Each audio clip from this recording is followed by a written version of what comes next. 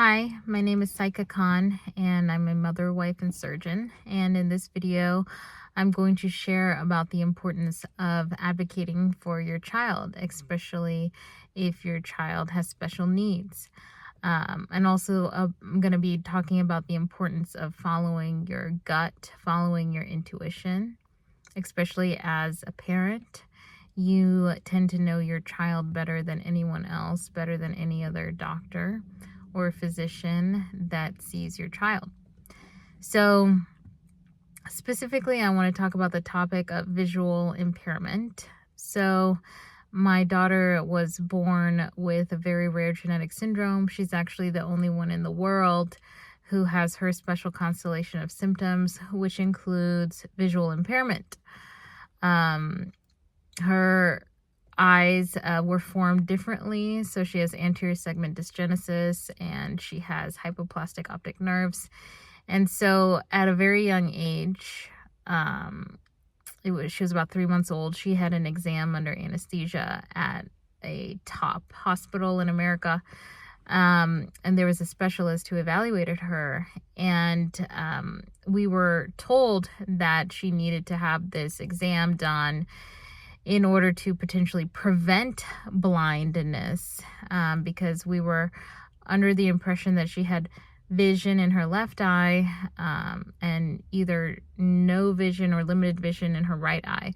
So the surgery was kind of proposed to us as a potential not only diagnostic procedure, but also a potentially therapeutic procedure to treat a potential cause of blindness in her left eye and therefore prevent her from becoming blind in her left eye.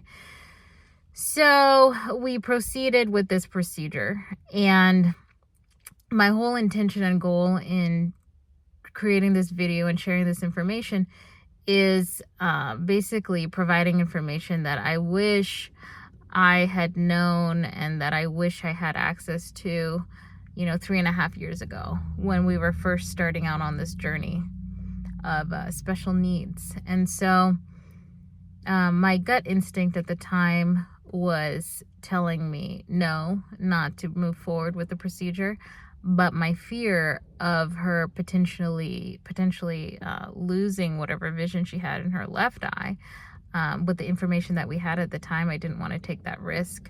So we proceeded, and then my daughter nearly did not survive the procedure, the exam under anesthesia. She required pressor support, 2 different pressors to be exact, and the device was too large for her eye. So the exam, the full exam couldn't even be performed. So the specialist brought us into a room after the procedure and told us that our child is blind. And, I had a lot of questions. I didn't really believe that or understand that, because I had instances where I thought she was looking at me. I thought she was making eye contact with me, and I thought she was looking towards the window. I thought she was looking at the light. And so there were many examples I had where it seemed like she's able to perceive light. And so I didn't really believe the information we were given.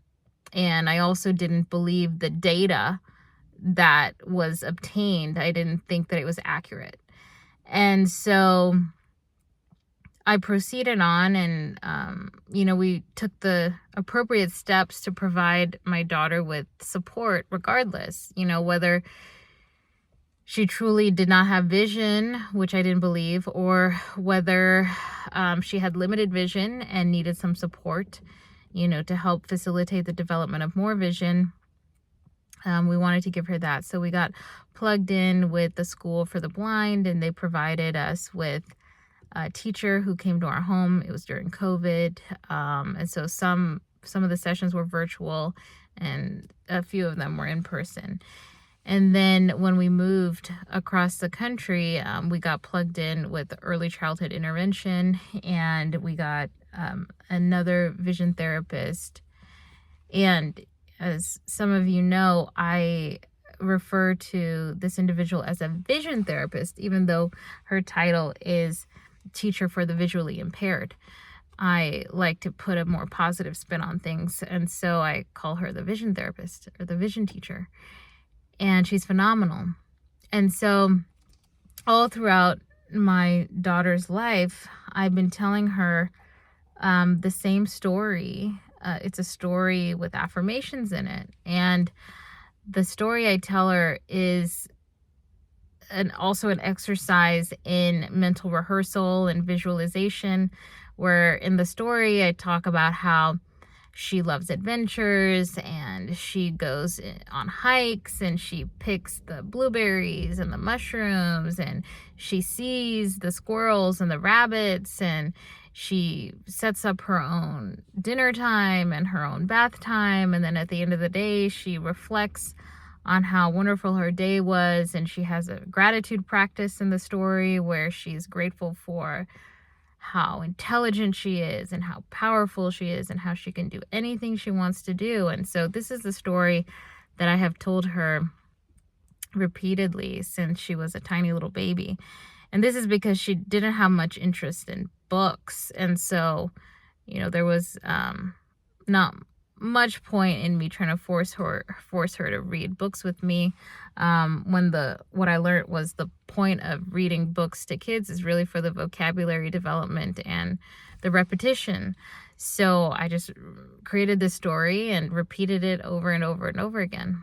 And now what we're observing is that Remy, my daughter, is actually for sure perceiving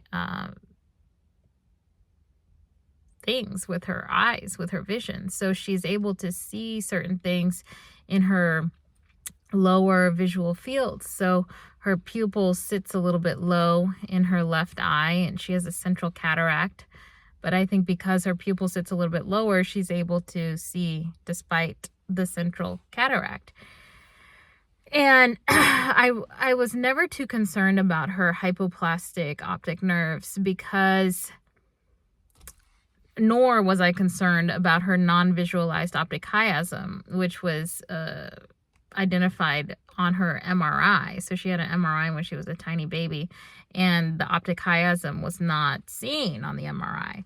And the reason I wasn't bothered by this was because what I had learned so far about Remy was that her anatomy might not look completely normal. It might not be large enough for our technology and our tools to actually pick it up. So, our equipment in the medical field is not extremely sensitive and specific, in my opinion, when it comes to my child's anatomy. And so, I was seeing these examples repeatedly with Remy where I suspected that she would have, X, Y, and Z, and it wasn't seen on imaging. Another example of that is her spleen. But I do suspect that she has some sort of splenic function, and maybe I'm delusional, not sure, and again, these videos are not to give any sort of medical advice. It's just me sharing my personal story as a mother of a child who's the only one in the world with her specific findings and her rare syndrome. And so I consider myself the expert on my daughter and her specific constellation of symptoms and her anatomy. I am the expert, and there's no specialist, there's no one else I could take her to that could tell me otherwise. And so that's another video where I can talk about kind of some advice I have if you are seeing different specialists, and if what you're being told or advised is not something that you agree with. It's always important to get a second opinion. It's important to do your own research and to seek your own information out. and look up the literature yourself, especially if you're dealing with a situation where your child is rare.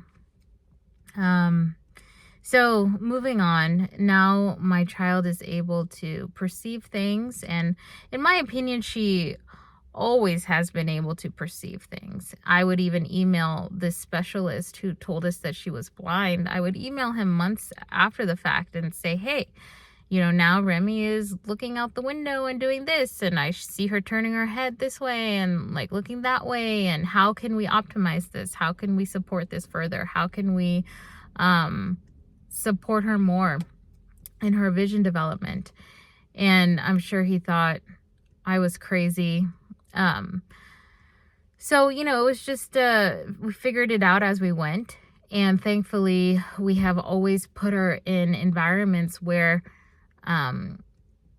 we believed in her ability to perceive, whether it was perceiving high contrast things, or it was a white object in front of a black background, or using a black background, or using a blackout tent with light toys. So we tried to set up environments and conditions where there was high contrast. And we followed the advice and suggestions of our vision teacher. And we gave her every opportunity to interact with her environment. And we put her in the Caroline School, which I love. And her teacher is just amazing, and treated her and spoke to her as if she was a regular, typical child with perfectly normal vision. She would let her choose, what color do you want, Remy? And she would give her color options and let her pick, and help her do arts and crafts. And so now we are definitely observing evidence of Remy being able to perceive more in her environment. And whether that's perceiving more through her eyes, through her vision, or perceiving more through her senses, or integrating all of that information more efficiently now that she's older and developing more, who knows the exact mechanism of what's going on. But the summary of this video is to basically communicate the fact that anything is possible, and it's our great responsibility and gift as parents to empower our children, especially in the setting of unknowns, especially in the setting of special needs, especially in the setting of being a rare example, a rare individual who has a rare disease that no one knows much about. It's a very fine line to walk between fear and anxiety and needing certainty versus choosing to believe in what might seem impossible, choosing to believe in what might seem crazy, choosing to believe in the possibilities, choosing to believe in your child and all of the possible potentials. And this is where neuroplasticity comes in handy, epigenetics, and nervous system regulation, environment.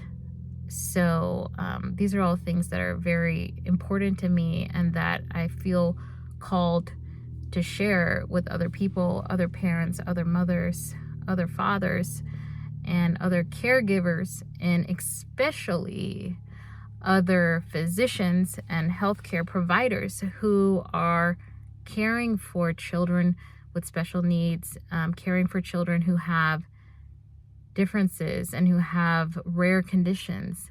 A lot of these things, specifically Moat-Wilson syndrome, which is what my daughter has, I never learned about that in medical school. I never learned about that in residency or fellowship, or my 2 years of plastic surgery research at a large institution. I had never heard of that before.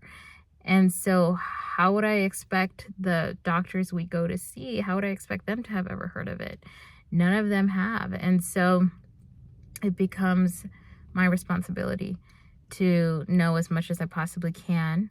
And it becomes my responsibility to identify healthcare providers and physicians who are actually interested in educating themselves, who are open to learning about something that they don't know about, especially if they are expecting to provide care for my child.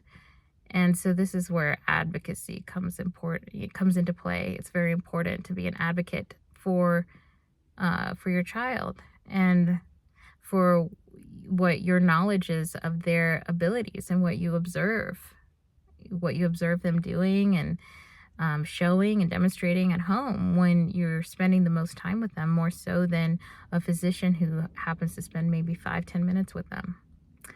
So please feel free to email, reach out with any questions, and I look forward to the next video. Thank you.